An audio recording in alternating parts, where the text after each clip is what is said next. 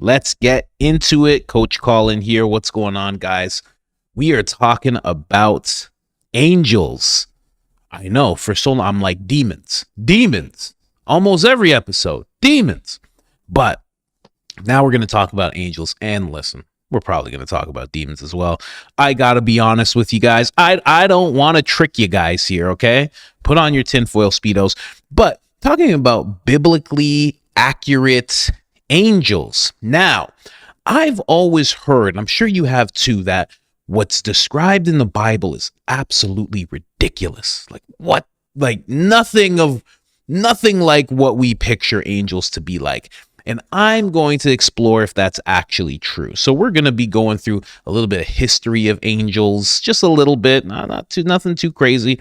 And then we're also going to be playing this Joe Rogan clip. And then I'm going to end it off with a Sean Ryan clip, because they don't just talk about angels in this. They also talk about the whole UFO phenomenon being something that's actually more domestic than any of us realize. So with that being said, I'm going to start with the Joe Rogan clip. We'll end off with Sean Ryan and a bunch of angel stuff in between.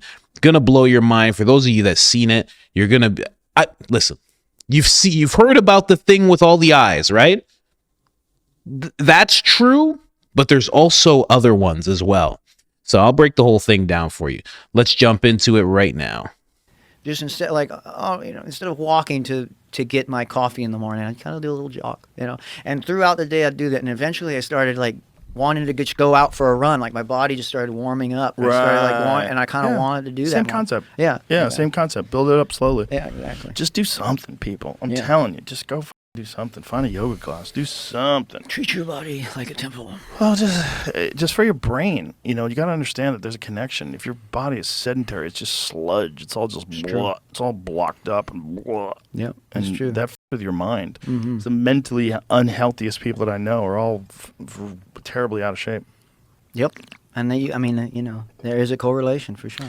100%. This is this life. This life is you've been given this meat vehicle, and you got to maintain it. It's a good band name. Meat vehicle? It probably already exists. Probably. They probably have some banging songs. It's probably a hardcore band. It's definitely a hardcore band. Meat vehicle. Wait, there's some other ones. Oh, biblically accurate angel. Ooh. Biblically accurate angel. Have you seen what a biblically accurate angel looks? Yeah, they look like aliens. That was pretty cool. Yeah, they look like geometric patterns. Yeah. I always wonder what the alien. Tucker Carlson's convinced that aliens and devils are that's what like angels and devils and aliens are all the same thing. He thinks that they're not visiting from somewhere else, that they've always been here, and that there's some sort of spiritual aspect to like the UFO encounter, UAP phenomenon. Oh, I see. Yes. Well, there's a lot of interesting pictures that are, drawn on cave walls. Oh, yeah. And things like that. Oh, we've gone over a ton of them. Yeah. And then also ancient religious art where it looks like people are in vehicles flying through the sky. I'm sure you've seen those I've too, seen right? those too. Yeah, like what is that? Like what are you trying to...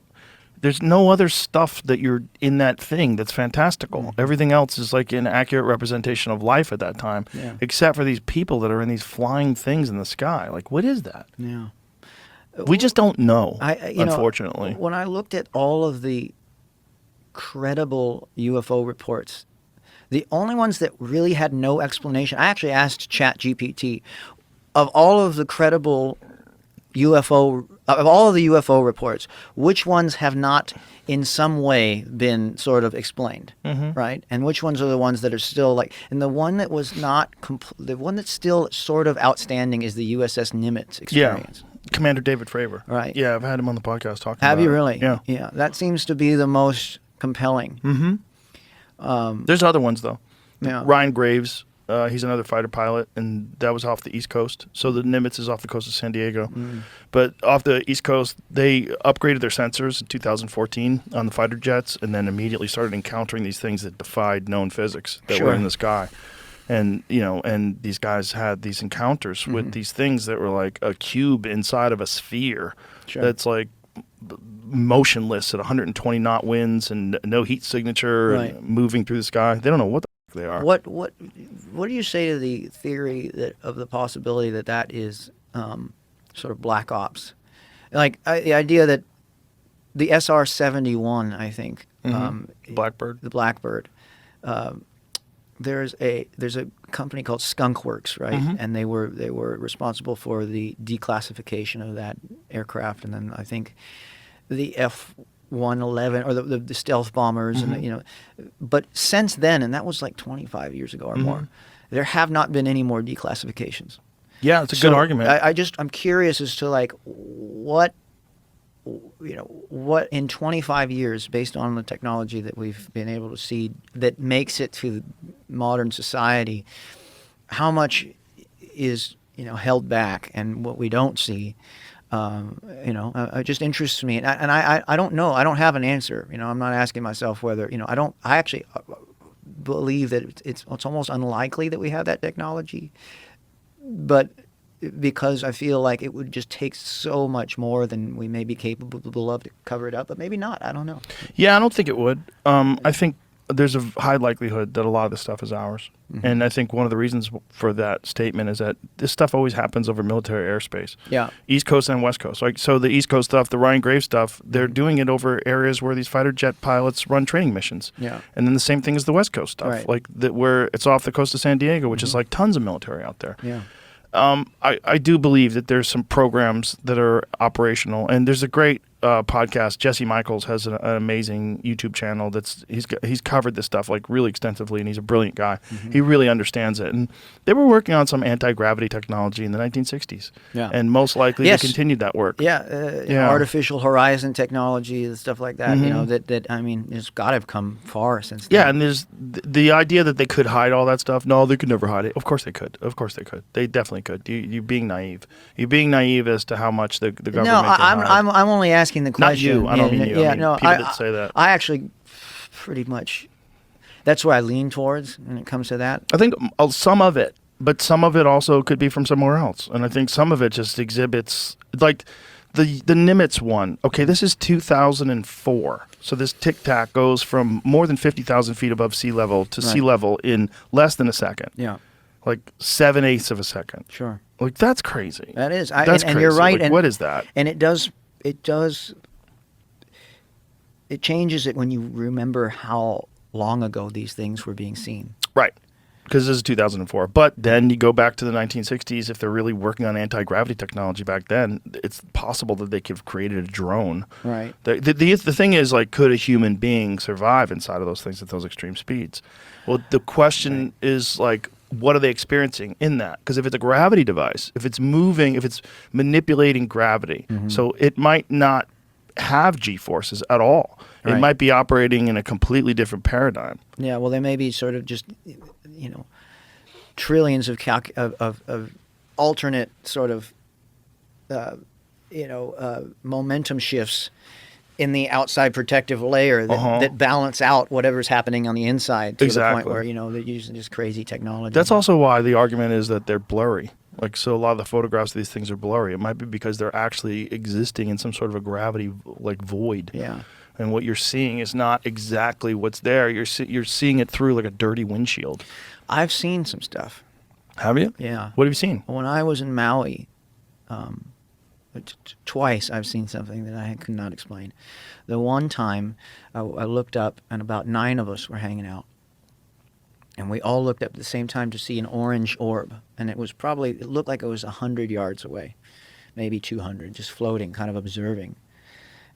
And then I swear it seemed like as soon as enough people saw it, it went whoosh, and then it went whoosh, and it moved like nothing else I thought possible at the time. It went out of the atmosphere, and it was crazy, faster than any drone. And this was back in like 2004, 2005 maybe, so it was we were all, young. I was maybe a little teenager, so it was probably like 2006, but it was like, it was crazy. I'm not telling you. Well, a lot of them happen near the ocean too, which is interesting. And another one, I was out on Lanai, and we were hanging out with some friends, and we were laying down on the lawn, and when you're out in Lanai, on the backside of Lanai, there's no light pollution at all, and so you have just this big giant fishbowl of stars, and it's the most incredible. It's like you're sitting in a Spaceship. in a spaceship, Yeah. exactly, and you feel that you're on spaceship Earth at the time. You know, like you are on that rock hurtling through space at that point. And I saw this. It scared the girls. We all saw this pulsing colored thing go from one side of the horizon to the other. But in a very, like, it was like pulsing different colors, and it was like really interesting. And so, you know, who knows what that could have been, but it was quite interesting. Well, I'll never the forget vast majority of the ocean floor is unexplored. Right. And so this is the theory, is that if you were going to set up a base here to observe human beings, if you came from somewhere else, you would probably do it in the ocean, especially if you have the kind of technology that will allow them to travel here from other star systems. Would also allow them to not be intimidated whatsoever By the ocean. pressures. Yes. I mean, that's, I guess, the deep pressure Yeah. is what would be the, you know, it's almost the opposite of being in space. You know, the vacuum, and then you have the deep Right. pressure of you know, that like, you know, with the But there's videos of these submersible things situation. going in the water and not creating a splash. Yeah. So, like, what is that? Is it a hologram? So is it not a physical object? Or are they doing something that allows them to not interact with any physical thing on Earth? Like some sort of a void that they travel through. So they can go through the trees. This is like part of Jacques Vallée's research, too. In one of his books that was really fascinating was this woman observed this, like, egg-shaped thing. And when it took off, it went through the trees. But it didn't hurt the trees. But it was on the ground, like as a physical object, and when it took off, it went through the trees. Well, I wonder if then, you know, we're talking about like bending space time. Yeah. At that point, are you creating some sort of like warp? Yeah, you're creating some sort of a warp. drive thing. That's the idea. You know, where you're just like warping space and time around Right. a centralized location, and you sort of have to be, you know, use sort of the, you know, these like different sort of exotic forms of matter, and having an understanding of exotic matter, which we're now just starting to understand that there are these exotic matter types that, you know, that work in these weird ways. But as we, Man, this guy, you know what I have a feeling about this guy? The same feeling that I have about Aaron Rodgers, where when Aaron Rodgers is on Joe Rogan's podcast, he's like just scratching the surface of what he wants to talk about. Like he wants to go real deep, but he's just like, I'll let Joe guide it. If we go deep, it's fine. If we don't, it's fine. I feel like this guy's in the same. He's talking about exotic matter right now. You know, like this guy is deep. Willie Nelson's son. He has he has the time to go deep. You know what I mean? He has that life, the life of an artist, you know, and he says he doesn't take anything from his family. So I would say a rich kid, but yeah, he probably grew up rich. I mean, what can you do? What can you do? Your life is your life, right? So he's had some time to ponder. I like what he's focusing on. Could have became a complete douchebag, quite honestly. I mean, and he didn't. So I like the guy quite a bit. Now, what did he see? Now, I want you to remember when he says what he saw, he said it was moving around and it was different colors as it was moving, because that is going to pertain to something that I'm going to show you. Now, let's jump into the whole angel thing. I really wish, because I'm looking for like Joe Rogan, him talking about angels and whatnot, and I'm not finding anything because people don't particularly care about that, I notice, and I wish they did, so I can find clips of it or something. You know, his clip channel cared about it, something, but he's not talking about it all that much. And I wish they had just stayed on that topic a little more, because it is so interesting when you start looking at angels and whatnot. Check this out. It says it right there, what people expect angels to look like, and then they do what they really look like. Check this out.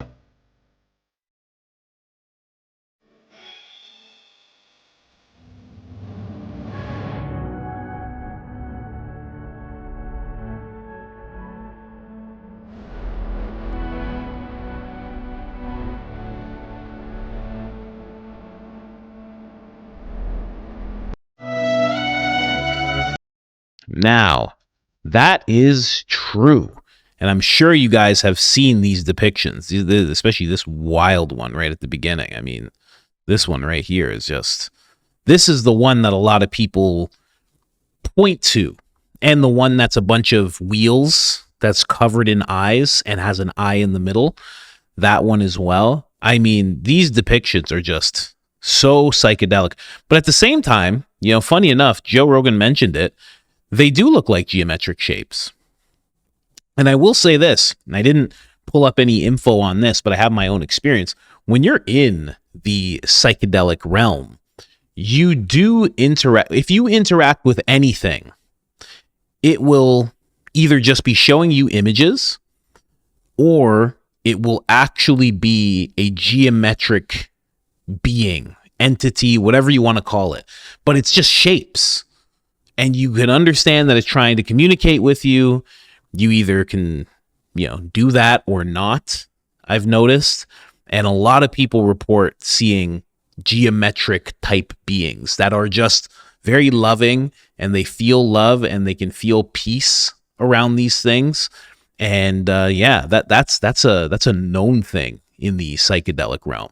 So it's funny that he said it's like they're like geometric shapes, because that's exactly what it's like in the psychedelic realm. Like this right here would be along the lines. It would be that with a bunch of other rings around it, almost like the Olympic rings, but then with more, or maybe like the flower of life, if you guys have ever seen that.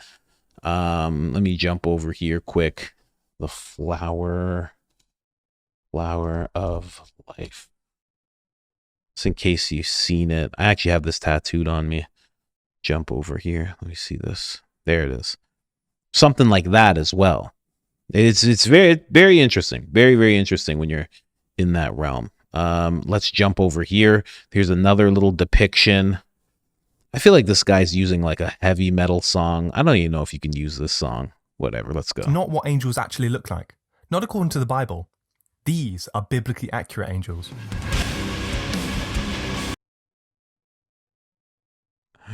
This guy goes heavy metal with it. But these are the things. That is real. Ezekiel talking about something with 4 faces. Not exactly 4 heads, but 1 head and 4 faces on that head. The lion, the ox, and a man. I think there was another one. I forget what it was. And then the body was the body of a lion, and then the feet of the ox, and then, it's just, it's a wild description. Now, let's get into the information, because I didn't know this.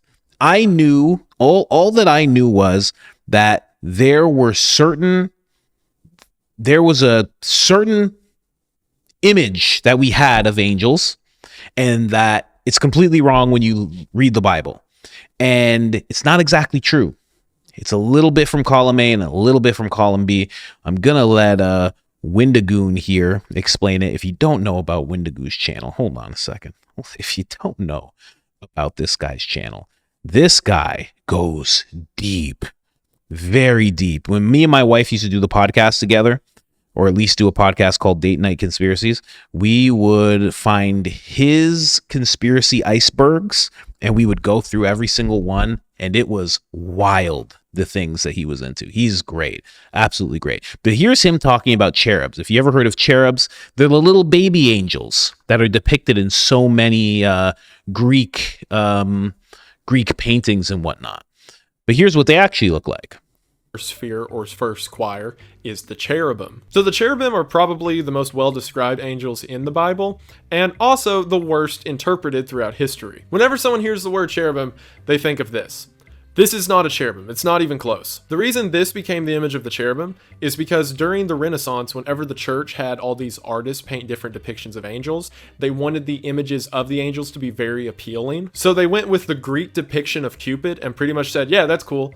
We'll say that that's part of the God stuff, sure. Cherubims do not look like this. As a matter of fact, they look like this. Cherubims are first witnessed by the prophet Ezekiel, and they're described throughout the entirety of Ezekiel chapter 1. During this time, Ezekiel is standing by the river whenever he begins to have a vision of a cherubim and other stuff we're going to get into. But during this vision that Ezekiel has, he describes the cherubim as having 4 faces: the face of a man, the face of an ox, the face of a lion, and the face of an eagle. Furthermore, he says that they have the body of a lion, the feet of an oxen, and that their wings themselves are again covered with eyes. Now, about the whole eye thing, because the eyes got mentioned with the seraphim and now they're being mentioned again with the cherubim, it can't be 100% confirmed if this is like a physical eye on their wings, or if it's a sort of spot or moving ring that just appeared as an eye to the people viewing it. I personally believe it was a quite literal eye, because in the same breath, whenever he talks about an angel we're going to talk about in just a second, he says the eyes were used to view the works of God. So if it's a thing he describes as an eye, and it's used to literally look at something, then it's probably an eye. Furthermore, whenever Ezekiel's describing this type of angel in Ezekiel chapter 1, he describes that whenever they moved and wherever they went, there was this bright fire that glowed, whatever. It reflected with every color imaginable, and out of this fire came strikes of lightning and thunder. Cherubims are also one of the most frequently referenced angels in the Bible for what they do. For example, at the Garden of Eden, which is the beginning of humanity with Adam and Eve, whenever Adam and Eve committed the first sin and were kicked out of the garden, God appointed a cherubim with a rotating fiery sword to guard the entrance of the garden itself. Because if, this thing is standing with a fiery sword at the place you want to get into, you're probably not going to get into it. Furthermore, whenever God told Moses and the children of Israel to build the Ark of the Covenant, he specifically ordered that they build figures of 2 cherubims on either side of the Ark. And whenever King Solomon, who is the son of King David, builds the temple in Jerusalem, he builds several figures and statues of cherubims as an honor to God. So just to show, like, this is one type of angels. This video, like I just showed you, is called the 9 types of biblical angels. So again, people are correct in saying that these angels look absolutely wild, psychedelic, just unbelievable. Wings all around them, wings wrapped in wings, eyes all over, wheels spinning inside of wheels, fiery colors and whatnot. That's all true. Okay, but let's move on to the next type. This is another type that a lot of people point to when they're talking about what angels actually look like. Let's jump over here. These ones are the thrones, I believe. Ezekiel chapter 1, where Ezekiel had the image of the cherubs or cherubim, whatever, and then God sitting above them, and how I said there was another angel present with the cherub. This is that angel. As Ezekiel described him, the thrones, or wheels as he called them, appeared as 4 wheels within wheels that were constantly spinning. The wheels themselves had 4 wings that were on them, 2 to fly and 2 to cover part of itself. And it gets even weirder. Could you imagine? Can I just go back a second? Can you imagine you actually see your guardian angel, or you ask to see your guardian angel, because we all have one, and then all of a sudden this thing pops up and you're like, for the rest of your life, you're just looking over your shoulder because you're like, that thing is watching me. Just one big eye and a bunch of spinning wheels, eyes above it that float with wings and wings that don't even, Wouldn't that just be the worst? It'd be the worst and the best. Because at least it's terrifying, but at least something like that definitely has powers. So if it's supposed to protect you, you're like, okay, I guess I'm good, in a sense. I just, I can't walk into traffic or anything, but I have this unbelievably ridiculous looking thing watching over me at all times. Usually we expect our guardian angels to look like this guy. Let's be honest. You know what I mean? I don't care if you're black, white, Asian, Indian. If you're thinking about a guardian angel, you're thinking about a dude that looks like this. It just comes floating down. It says, hey, what's going on? You good? Huh? You all right? It's Chick-fil-A. I brought it just for you. They're closed on Sunday, not for me. And then he shoots back up in the air. That's what you're expecting. Let's be real. This is not what you're expecting. The wheels themselves had 4 wings that were on them, 2 to fly and 2 to cover part of itself. And it gets even weirder from there. He describes these things known as thrones as having eyes all about the wheels looking in every direction. And from within them was a fire that, as he describes it, was the color of a terrible crystal. Now, terrible, as it's written here, can mean multitude or many. So imagine it as a sort of kaleidoscope of colors within a fire inside of the spinning wheel. Furthermore, he says there are these living beings or creatures within the burning wheel itself. And in a later part of Ezekiel, in Ezekiel chapter 10, he describes... I just have to stop it again. Think back to what Lucas, Willie Nelson's son, said that he saw. He said he saw something that was just flying over and changing colors, and he was making reference to it being kind of like an orb. It's very interesting that that's exactly what was being described there. This kaleidoscope of colors, these wheels constantly, the wheels constantly moving. If this thing was to move, obviously it's just going to kind of glide around, fly around. And, you know, I'm not saying that's what he saw, but it definitely sounded like that's what he saw. And here's the thing. When it comes to the things that we see, this is going back to UFOs kind of being a cover story to bring about Project Blue Beam, and, you know, to have people in a little bit of mass hysteria, but then also mass organization, like a one world type of thing. Who's to say that you're not seeing, people aren't seeing angels? You know, I talked about it the other day. I saw someone in the comment section, they agreed when I was talking about ball lightning. And I was like, oh, well, maybe that's just an explanation. Maybe they don't want you to know that there is something supernatural that bounces around. Maybe they don't want you to know that that was something actually really special and profound and sacred that you saw.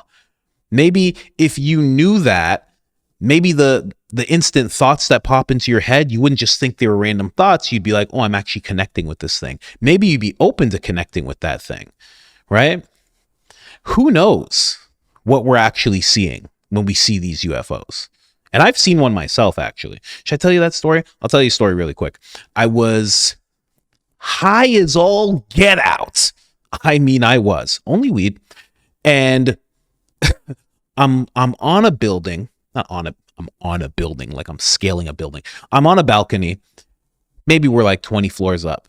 And the sky just goes really, not the whole sky, just one part. It's just out of nowhere.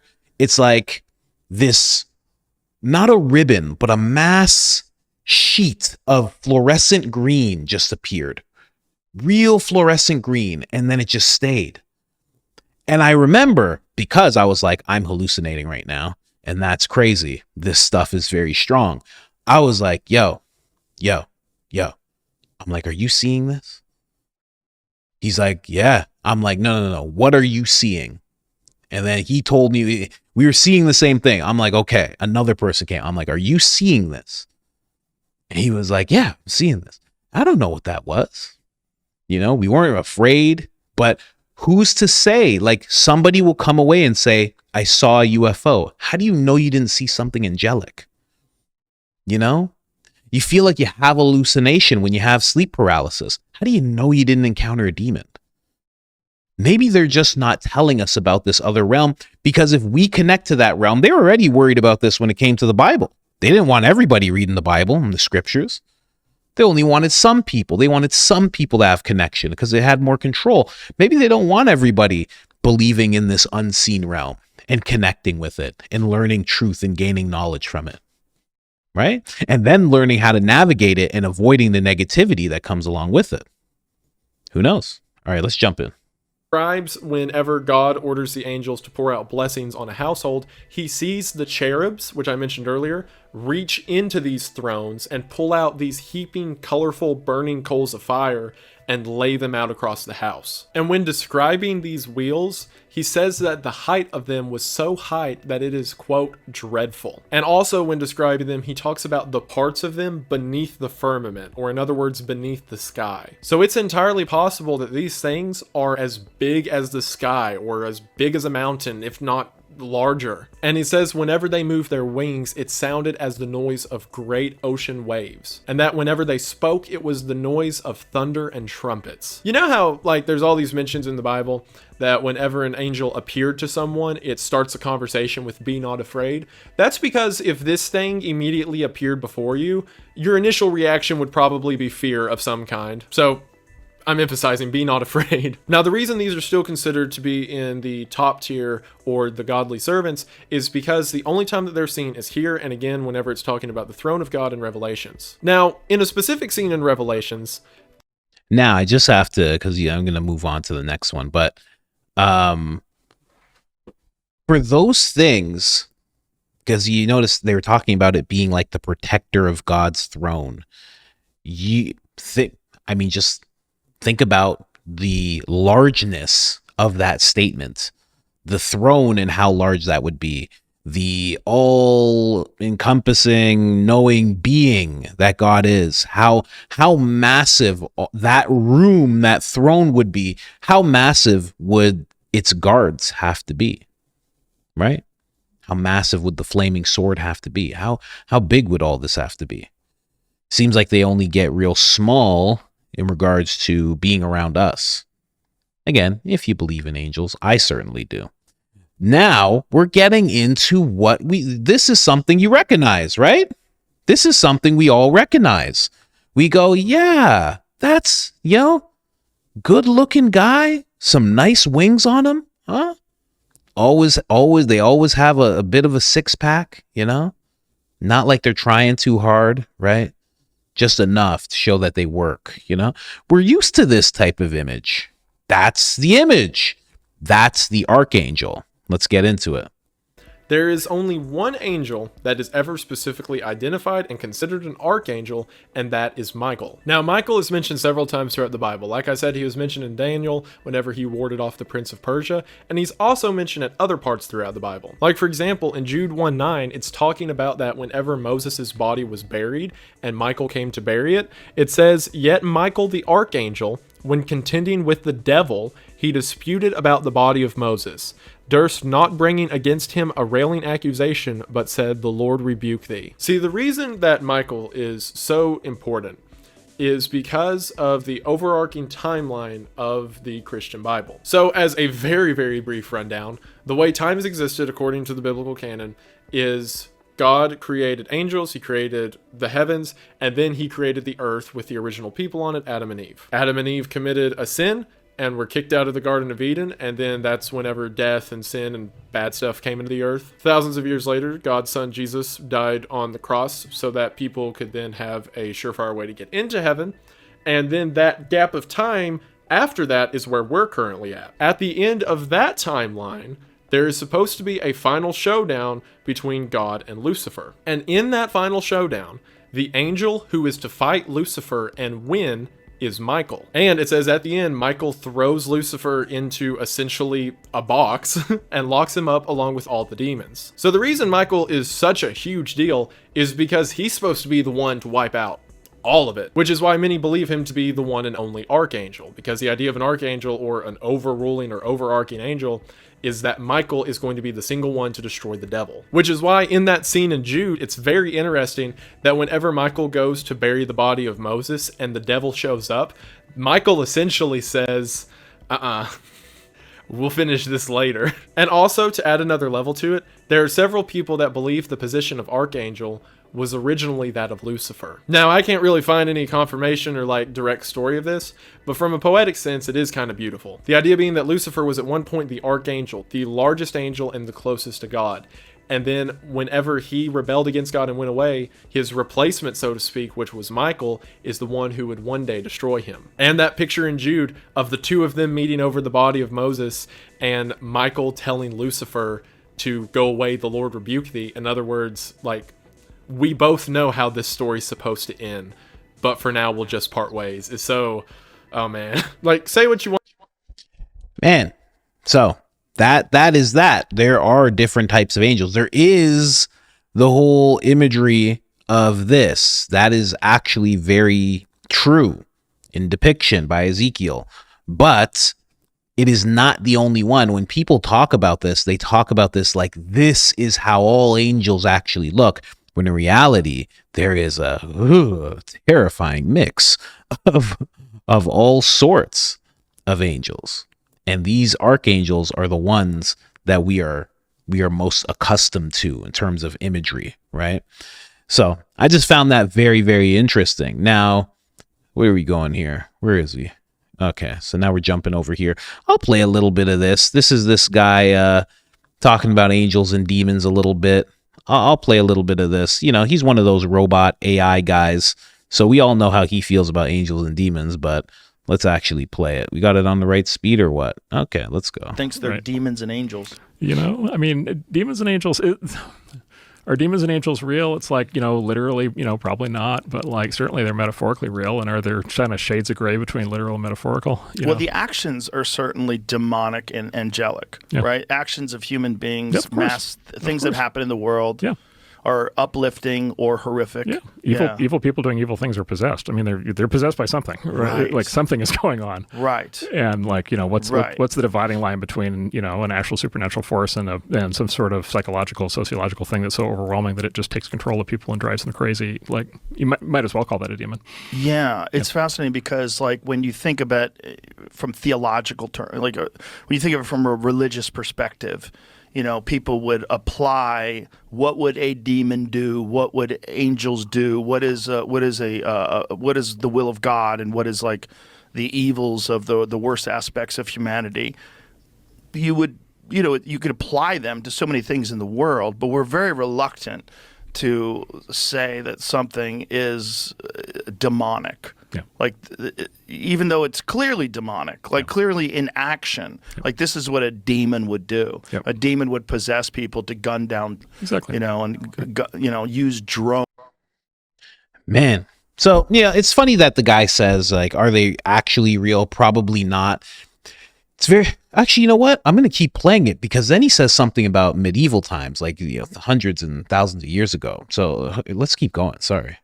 To down a wedding party. Yeah. A demon would do that. Right, exactly. So a friend of mine is a religious scholar. He teaches at Catholic University, and he's a religious history scholar. And he says that medieval people were psychologically better prepared for the era ahead of us, with AI and robots and drones everywhere, than we are, because medieval people took it for granted that they lived in a world with higher powers, higher spirits, angels, demons, all kinds of supernatural entities, and it was just assumed to be true. And in the world we're heading into, that we're arguably already in, there are going to be these, new forces, these new entities running around doing things, and we're going to struggle, and we're going to catastrophize. We're going to conclude, like AI is the end of the world.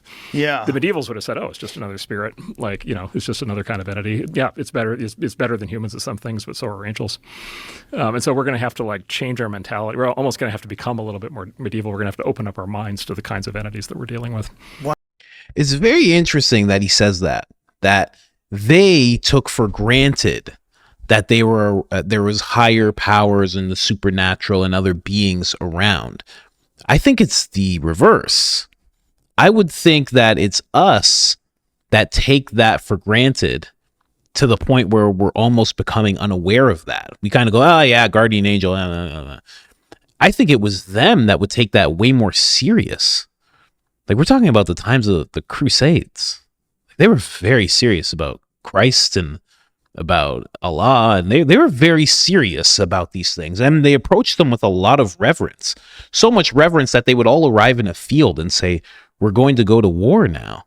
Like, that's reverence. There's reverence in that. It seems like it's very barbaric, but there's a lot of respect in that. Like, I am here, there's a cross behind me, and that's all I need, along with this sword, and whoever's in front of me is going to perish.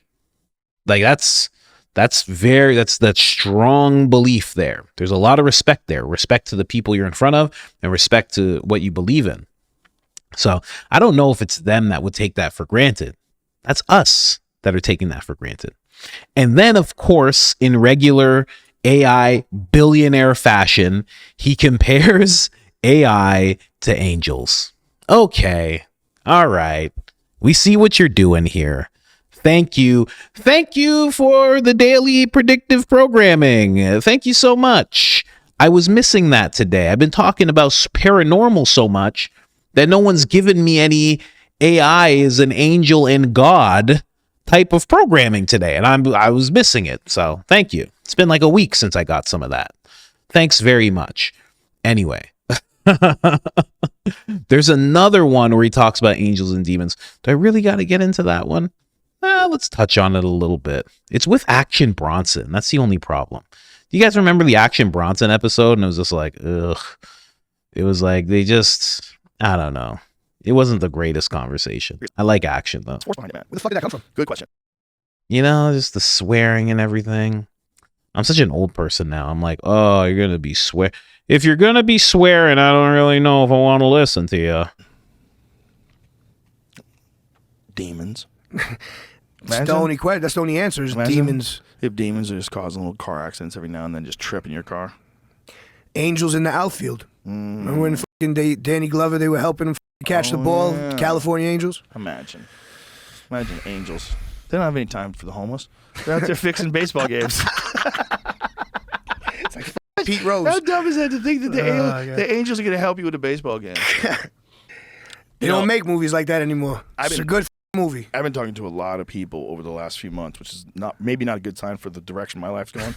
But I've been talking to a lot of people over the last few months that think that aliens are angels and devils. And that's like when you're hearing about like all those stories in the Bible about fallen angels and devils, like these people think that they were referring to aliens.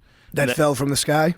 No, it's just the term, the way they're phrasing it is like fallen angel, meaning like Satan, and that there's good angels and bad angels, there's demons and angels. What these people believe, and I don't necessarily agree with it, nor do I even understand it enough that I can argue against it, but they believe that all these stories are really referencing a spiritual force that's always here all the time and sometimes exists in the physical form.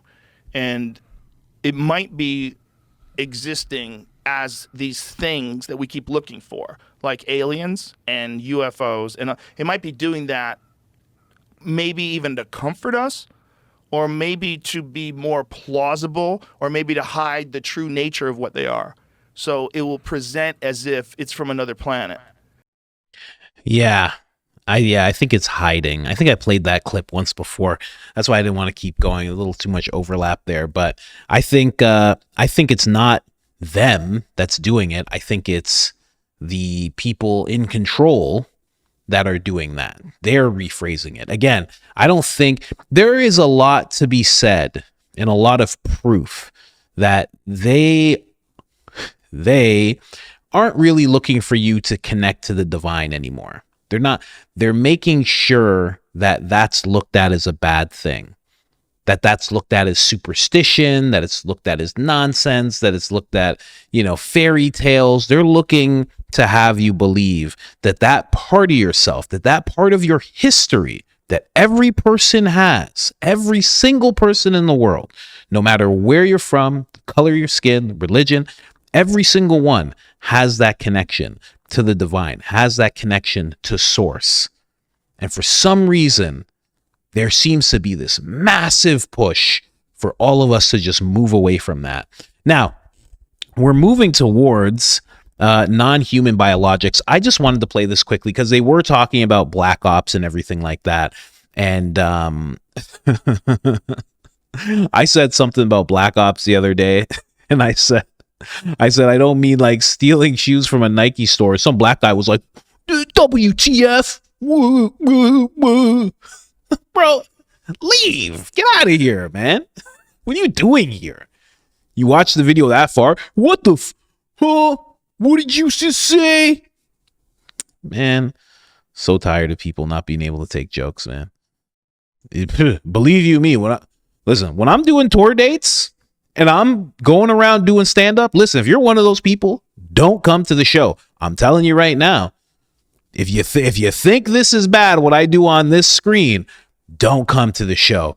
Oh, we go back to the 90s when I'm on stage. I'm just saying, don't bring your kids either. It's not that type of show. Now we got Tim Burchett coming here talking about non-human biologics. And he's just kind of touching on the whole thing of a lot of this information being controlled and being withheld. Talk offline or offline? Did I talk offline with them? Offline with them. Oh, yeah. They said a lot of it we're still not even in the ballpark. We're hardly scratching the surface. Again, it goes back to taking my Harley Davidson back to the people on the Mayflower. Yeah. Kind of thing. And we're the people on the Mayflower. Yeah. Because this technology is so advanced, so far past us that it's just hard for us to comprehend. How about, he had also talked about recovering non-human biologics. Yeah, bodies is what. And of course, if the craft got here, somebody had to fly them at some point. How they do that, I don't know. If you believe we have crashed craft, stated earlier, do we have the bodies of the pilots who piloted this craft? As I've stated publicly already in my News Nation interview, biologics came with some of these recoveries. Yeah. Were they, I guess, human or non-human biologics? Non-human, and that was the assessment of people with direct knowledge on the program I talked to that are currently still on the program. And was this documentary evidence, this video, photos, eyewitness? Like, how would that be determined? The specific documentation I would have to talk to you in a skiff about. I mean, not necessarily. We're doing drones. Yeah, we're doing drones. Like That's correct. Going to That's drones. correct. And maybe that's why some of them do, some of them don't. But I would think at some point we would, some kind of, you look at the hieroglyphics and things, and some people have mentioned that there is, that there would, I know one of them told me, that I referred to earlier, told me that there was like, they wouldn't call it portholes, but it was obviously something, a viewing type situation where What do you mean by that? They could see out of it, the craft. That was in the, maybe the Mediterranean, I believe where they were at the time in the Navy. And when the craft slowed down over them, that they could see, when it was, before it got to them or when it's pulling out or whatever, they could see that there was obviously some kind of viewing apparatus in it. So, but yeah, I don't know. I don't get too hung up on all that. I just, like I said, my thing is that they continue to hide this. How can we trust the government that said they didn't exist? Then all of a sudden they say they do exist, and we're supposed to fund them to study it. I just think they'll trickle stuff out and keep that hook out there, and we'll just keep biting it. Man, at the end of the day, that's very true. I mean, how do you trust that? They don't exist, they do exist. There is a list, there's not a list. Just it feels like a lot of distractions. A lot of distractions, and I'm telling you, there is a hidden layer. Not a hidden layer. It's there for you to connect to. And there's angelic beings. You can find it through religion. You can find it through spirituality. You can find it. You can connect with it. It's there. And there's a push to not have us around that. But how about being a congressman? This alone, because you saw when he was just thinking right now, when he was like, oh, I was told, you could tell he was really thinking about what he could and couldn't say. That has to be the best part of being a congressman, a senator in the federal government like that, is that you get to know about this stuff. He knows some stuff that he's not saying on the podcast. I'm just saying, I would love to know exactly what he's heard.